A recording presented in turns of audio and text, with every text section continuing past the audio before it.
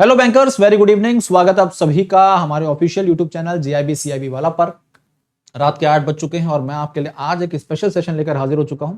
Session को शुरू करने से पहले आप सभी साथी बैंकर्स को, आपके परिवारजनों को, पूरे देशवासियों को दशहरे की ढेर सारी शुभकामनाएं।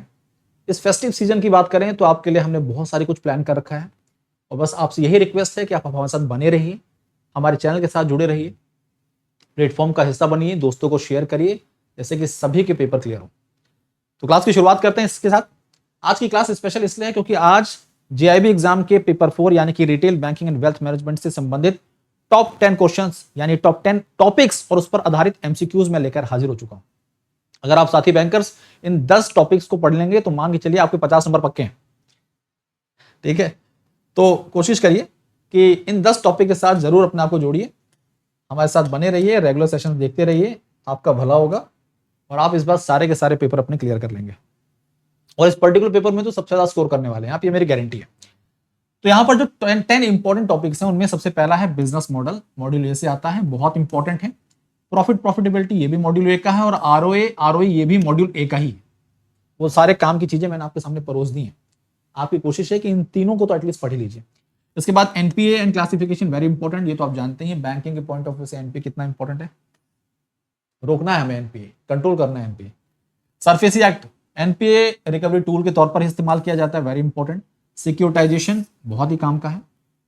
मॉड्यूल बी की बात करें, इसी के अंतर्गत आता है प्रोडक्ट की लाइफ साइकिल, प्रोडक्ट मैन्युफैक्चरिंग की बात करते हैं, प्रोडक्ट की जब बात करते हैं, प्रोडक्ट को तैयार करना है, जब तो तैयार करने में स्टेजेस कितने आते हैं, प्रोडक्ट का आर्किटेक्चर क्या है, service standards for retail bank BCSBI इसके अंतर्गत पढ़ते हैं हम लोग। Wealth management tax planning very important, बहुत इंपॉर्टेंट है भाई। शुरुआत हो चुकी है, पहला सवाल आपके सामने आ चुका है, आपसे पूछा जा रहा है कि यहां पर निम्नलिखित में से वो कौन सा ऑप्शन है जो सही नहीं है। सवालों को पढ़ते हुए सबसे पहले ध्यान देना कि भाई क्या पूछा जा रहा है। Which of the following option is not correct related to SBU approach. मैंने आपको अपनी रेगुलर सेशन में बताया है कि business model very important. Retail banking operation की बात करें तो बैंक्स अपने ऑपरेशंस में किस बिजनेस मॉडल को इंप्लीमेंट कर रहे हैं, जब इसकी बात की जाती है तो ये एक बहुत ही इंपॉर्टेंट मुद्दा है। अपने ऑब्जेक्टिव, अपने गोल को ध्यान में रखते हुए बिजनेस मॉडल चुनते हैं। 3 बिजनेस मॉडल हैं, एसबीयू, डिपार्टमेंटल और इंटीग्रेटेड। यहां पर हम बात कर रहे हैं एसबीयू अप्रोच की। आमतौर पर जो बड़े बैंक हैं, जिनके पास अच्छा खासा कैपिटल है, जिनके पास अच्छा असेट है, फॉरेन बैंक्स, चाहे प्राइवेट हो, चाहे सरकारी हो, चाहे विदेशी बैंक हो, ठीक है, उनके द्वारा इस अप्रोच को यूज किया जाता है। अब इसी अप्रोच से संबंधित बेसिक पॉइंट्स यहां पर दिए गए, इनको आपको जवाब देना है, बताना है कौन सा सही नहीं है। SBU approach aims at dividing the business on lines of strategic business unit. अपने कंप्लीट बिजनेस, पूरे बिजनेस को स्ट्रेटेजिक लाइन पर डिफरेंट यूनिट्स में डिवाइड कर देना।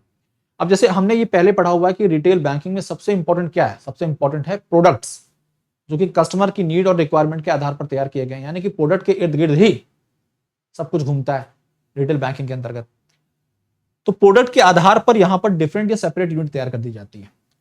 अगला ऑप्शन है एसबीयू और ऑटोनोमस डिवीजन। बिल्कुल सही बात है, ऑटोनोमस डिवीजन होते हैं। Large NF two flexible and small NF two exercise control over the most of the factor affecting its long term performance. देखिए, ये जब आप पढ़ेंगे सेकंड ऑप्शन, आपको कुछ समझ आएगा, कुछ नहीं समझ आएगा। तो पहले तो ये समझ आएगा कि एसबीयू एक प्रकार की ऑटोनोमस यूनिट होती है, जैसे एसबीआई कार्ड एक ऑटोनोमस यूनिट है। ये लार्ज एनएफ जो लिखा हुआ है ना यहां पर, ये गड़बड़ है। और जो यहां लिखा हुआ है स्मॉल एनएफ2 भी एक्सरसाइज कंट्रोल, देखिए किसी भी यूनिट को जब तैयार किया जाता है तो उस सेपरेट यूनिट या उस ऑटोनोमस यूनिट की जो ऑपरेशंस हैं, जो एक्टिविटीज हैं, उसको कंट्रोल करने के लिए पावर उसी के पास होनी चाहिए। तो यहां पे ये शब्द होना चाहिए कि लार्ज एनएफ इतनी बड़ी संस्था है कि वो अपने ऑपरेशन, अपनी एक्टिविटीज को खुद से कंट्रोल कर सकती है। वो फैक्टर्स जो उसके ऑपरेशन एक्टिविटीज पर इंपैक्ट डाल सकते हैं, उन्हें कंट्रोल करने की पावर उसके पास है। तो ये लार्ज एनएफ होना चाहिए यहां पर, जहां स्मॉल लिखा हुआ और यहां पर स्मॉल एनएफ होना चाहिए, ठीक है। तो ये ऑप्शन सही नहीं है।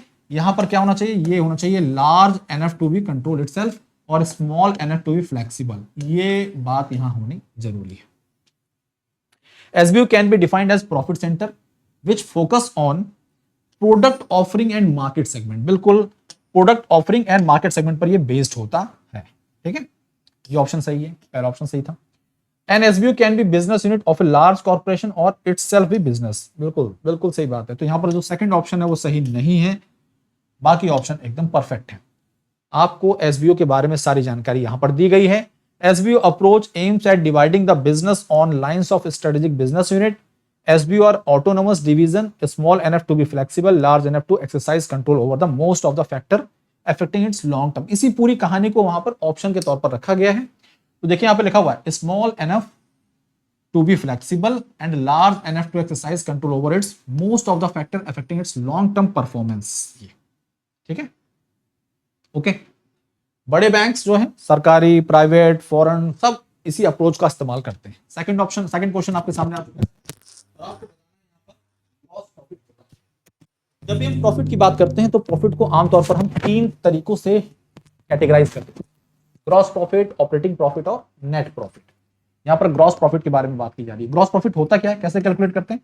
ग्रॉस प्रॉफिट जो भी सेल है, sale minus cost of goods sold, जो भी गुड्स या जो भी प्रोडक्ट्स बिके हैं उनकी एक्चुअल कॉस्ट क्या है, माइनस टोटल सेल्स। तो इससे क्या मिलता है हमें? इससे हमें मिलता है ग्रॉस प्रॉफिट। ये क्या मिलता है? ग्रॉस प्रॉफिट मिलता है।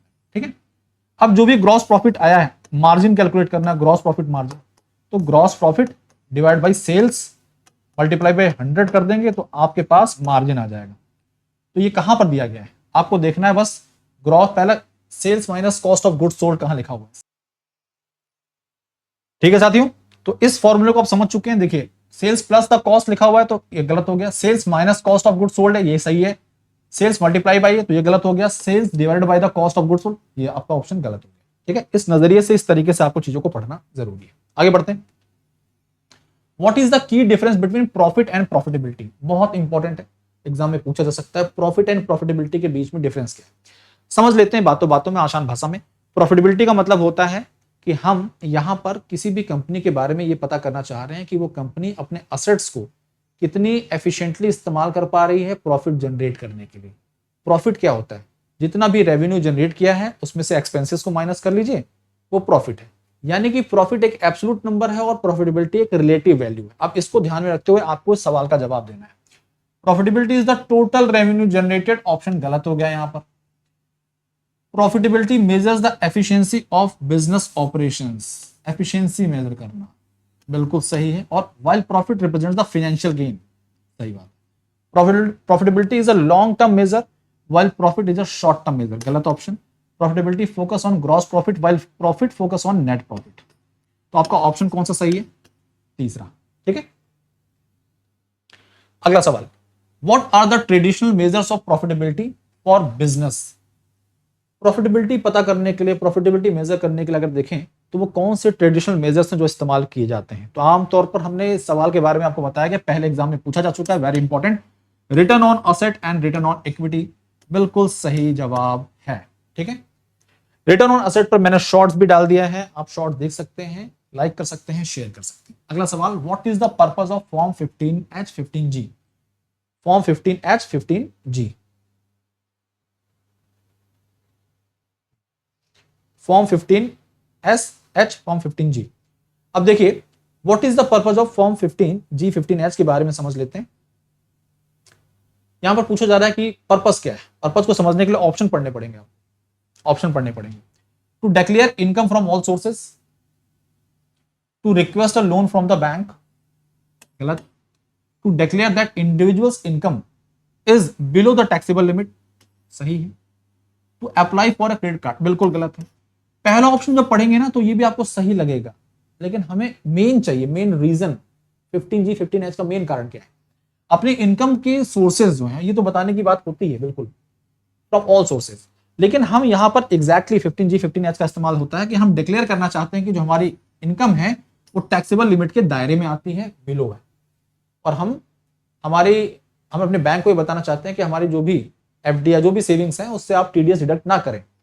इसी बात को हम बताने का प्रयास करते हैं। 15G 15H का कॉन्सेप्ट ऐसा है, देखिए जी पहले आता है, एच बाद में आता है। तो जी उन लोगों के लिए है जो कि बिलो 60 ईयर्स हैं, बिलो 60 ईयर्स, और एच उनके लिए आता है जो कि 60 वर्ष या 60 वर्ष से ऊपर वाले लोग हैं।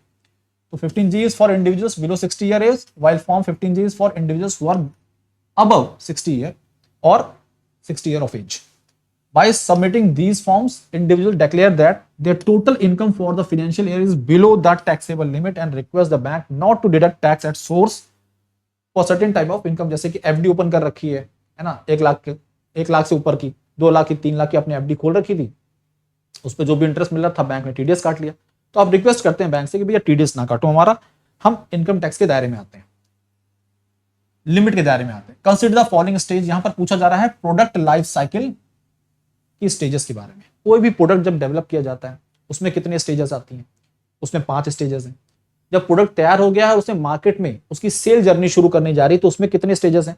सबसे पहले इंट्रोड्यूस किया जाता है, फिर वो थोड़ा थोड़ा ग्रोथ पकड़ता है, फिर क्या पकड़ता है, ग्रोथ पकड़ता है, फिर वो ग्रोथ पकड़ता है और धीरे धीरे मैच्योर होता है और फिर डिक्लाइन करता है। एकदम ह्यूमन बीइंग जो है ना, आम आदमी, उसकी जीवन शैली के बारे में बताया जा रहा है। बालक है पहले, फिर ग्रोथ हुई उसमें, फिर मैच्योरिटी आई और फिर डिक्लाइन, बुढ़ापा। तो सारा वही कॉन्सेप्ट है। पहले क्या हुआ, पहले यहां पर इंट्रोडक्शन स्टेज, फिर ग्रोथ स्टेज, फिर मैच्योरिटी स्टेज और एट द एंड क्या है, डिक्लाइन स्टेज। तो अब देखिए यहां पर 1 2 3 4, 1 2 3 4 वाला ऑप्शन क्या है, 1 2 3 4, सॉरी 3 1 2 4, 3 1 2 4 ऑप्शन आपका ये है, 3 1 2 4 ऑप्शन आपका बी ऑप्शन। ठीक है, ये प्रोडक्ट की life cycle, introduction, growth, maturity और डिक्लाइन, इसके बारे में बता चुके हैं। सेल्स जर्नी की पूरी यात्रा है किसी भी प्रोडक्ट की। अगला सवाल, केवाईसी पॉलिसी के अंतर्गत पूछा जा रहा है कि एलिमेंट्स निम्नलिखित में से कौन से हैं जो केवाईसी पॉलिसी के अंतर्गत इंक्लूड किए जाते हैं। देखिए केवाईसी पॉलिसी बहुत ही इंपॉर्टेंट पॉलिसी है। रिजर्व बैंक ऑफ इंडिया के गाइडलाइंस के हिसाब से सभी बैंकों को इस पॉलिसी को फॉलो करना होता है, इसे इंप्लीमेंट करना होता है।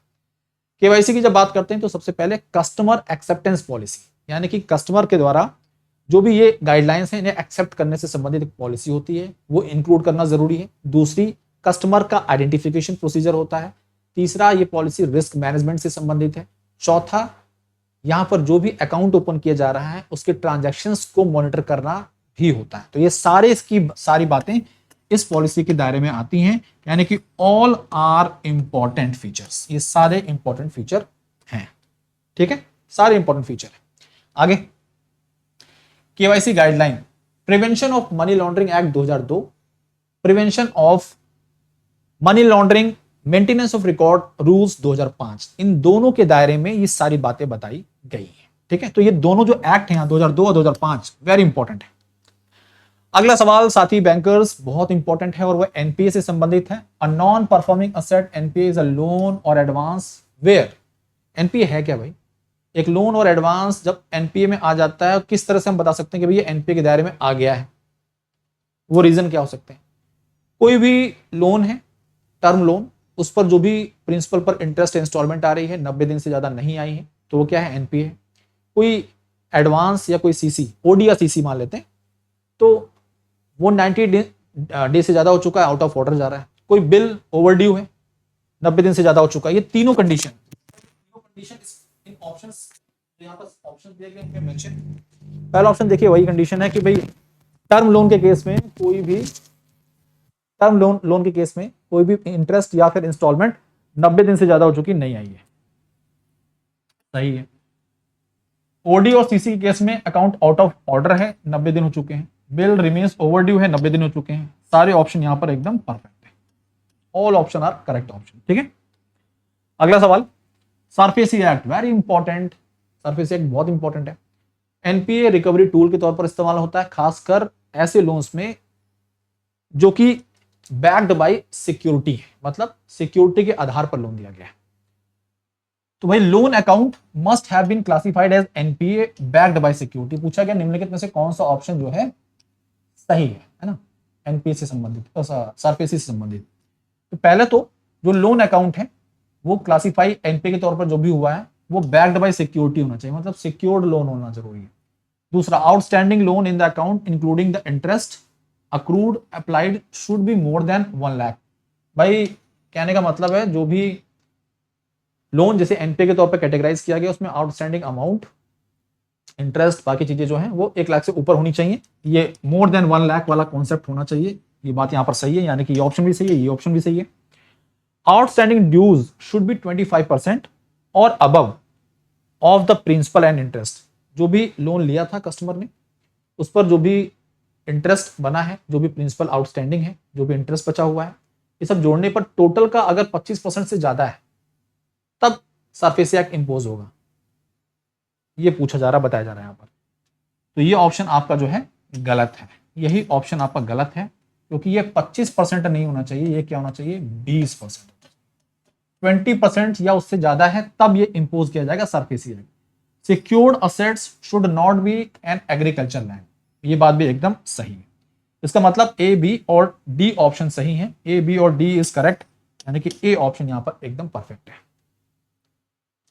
अगला सवाल, अगला सवाल आपके सामने है, read the following statement which of the following is incorrect. देखिए इनमें से कौन सा है जो सही नहीं है about structured financial messaging system SFMS. SFMS से संबंधित कौन सा ऑप्शन सही नहीं है। SFMS is an international messaging system used for financial messaging globally similar to SWIFT। SWIFT एक इंटरनेशनल, SWIFT क्या है, एक इंटरनेशनल मैसेजिंग सिस्टम है, नेटवर्क है, लेकिन SFMS जो है इंटरनेशनल मैसेजिंग सिस्टम नहीं है। तो पहला ही ऑप्शन गलत हो गया आपका यहाँ। ये अपना देसी सिस्टम है, IDRBT के द्वारा इसे तैयार किया गया था। The major advantage of SFMS is that it can be used practically for all purpose of communication within the bank and between banks. बिल्कुल सही बात है। सिर्फ SFMS is a secure messaging standard developed to serve as a platform for intra bank and inter bank applications. ये भी सही है, यानी कि यहां पर सेकंड एंड थर्ड ऑप्शन सही है। आप ढूंढिए सेकंड एंड थर्ड कहां दिया गया है, लेकिन पूछा क्या गया है, which of the following is incorrect. Incorrect कौन सा है, तो पहला यहां पर इनकरेक्ट है, यानी कि सी ऑप्शन यहां पर सही। ठीक है, तो साथी बैंकर, इस तरह से आज के सेशन को समाप्त करने का समय आ चुका है, लेकिन जाने से पहले आपके लिए समय बहुत अच्छी खबर यह है कि फेस्टिव सीजन चल रहा है और इस अवसर पर हमारा प्लेटफॉर्म लाया है आपके लिए जबरदस्त ऑफर। आप JIB महापैक के साथ जुड़ सकते हैं। 1 ईयर का सब्सक्रिप्शन यहां पर आपको मिल रहा है मात्र 3,312 में, जहां पर आपको सभी कोर्सेज, मॉक टेस्ट, DPPs, ये सारी चीजें आपको मिलेंगी। जो कोर्सेज रनिंग हैं, जो आने वाले हैं और जो पुराने कोर्सेज हैं, ये सब आपको 1 साल के लिए अवेल कराए जाएंगे। जब महापैक 2 वर्षों का सब्सक्रिप्शन 4968 का है। जब CIB महापैक की बात करते हैं तो 1 ईयर का सब्सक्रिप्शन यहां पर आपके लिए 4140 का है। आप फेस्टिव कोड का इस्तेमाल, देखिए कोई भी सब्सक्रिप्शन यहां पर आपको जो आप परचेज करेंगे वो अप टू 65% ऑफ है, और फेस्टिव कोड का इस्तेमाल करेंगे तो एक्स्ट्रा आपको 200 का डिस्काउंट और मिल जाएगा। ठीक है, सभी पर, JIB महापैक, CIB महापैक, सब पर। CIB महापैक 2 वर्षों का सब्सक्रिप्शन आपका 5796 का है। ये बैच आपके एग्जाम ओरिएंटेड बैच हैं, JAIIB theory MCQ case study batch 1799 में फेस्टिव कोड यूज करेंगे तो आपको और डिस्काउंट मिल जाएगा। ऐसे ही CIB theory MCQ case study batch आपका 2299 का है, और इसमें अगर आप फेस्टिव कोड का यूज करते हैं तो वही सेम ऑफर आपके सामने यहाँ पर भी अवेलेबल है। जैब फाउंडेशन बैच 2.0 1739 रुपए में है, फेस्टिव कोड यूज करिए, 200 का डिस्काउंट पाइए। कैप फाउंडेशन बैच 2.0 नवंबर दिसंबर के लिए मात्र 2070 में है, फेस्टिव कोड यूज करिए, पाइए 200 तक का डिस्काउंट। JIB एग्जाम को फोकस है, JIB एग्जाम देना चाह रहे हैं, किताबों से पढ़ना चाह रहे हैं। किताबों के मामलों में देखिए बड़ा कंफ्यूजन होता है, लेकिन मैं एक चीज क्लियर कर दूं, बेस्ट बुक है, कंप्लीट कंटेंट मिलेगा आपको अपडेटेड सिलेबस पर, साथ साथ में रिव्यूज बहुत अच्छे हैं इसके। आप इनको मार्केट से परचेज कर सकते हैं मात्र 1224 में, चाहे फ्लिपकार्ट, अमेजॉन, कहीं से भी आप परचेज कर लीजिए। इस तरह से आज के सेशन को समाप्त करने का समय आ चुका है। अब जितने भी बैंकर साथी यहाँ पे जुड़े सभी का धन्यवाद। सेशन को लाइक करिए, दोस्तों को शेयर करिए। कल मुलाकात करते हैं आपसे, संडे का दिन है, अच्छे से पढ़ेंगे जबरदस्त तरीके से। आप सभी को दशहरे की ढेर सारी शुभकामनाएं। अपने परिवार के साथ इस समय को व्यतीत करिए, पढ़ते रहिए, आगे बढ़ते रहिए। धन्यवाद।